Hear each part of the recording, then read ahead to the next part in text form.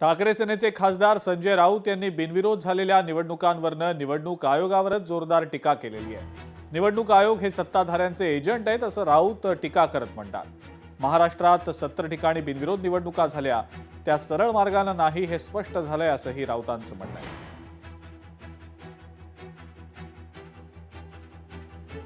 निवडणूक आयोगाला स्पष्ट दिसतंय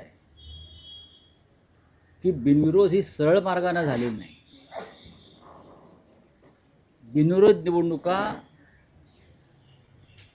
ही धमकी, दहशत, पैशाचा वापर आणि यंत्रणांचा गैरवापर ह्याच्यामुळे झालेली आहे। निवडणूक आयोग म्हणजे सत्ताधाऱ्यांचा एजंट म्हणून काम करतो आहे।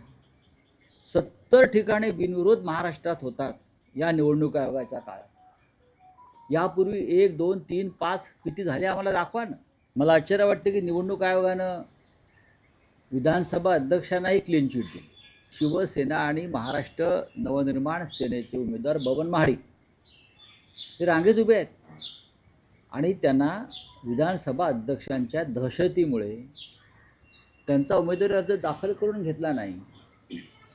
निवडणूक आयोगाच्या डोळ्याच्या खाचा झाल्या आहेत का?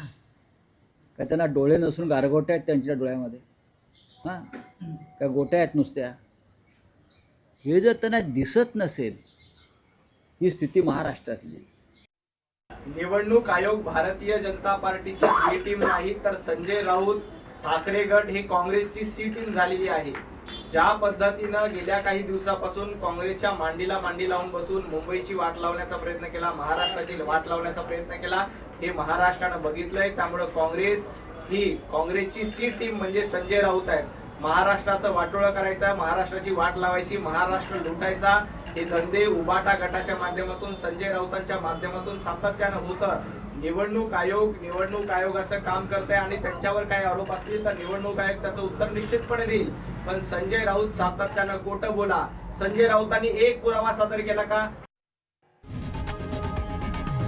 लोकशाही मराठी ऐका, पहा, जागरूक रहा।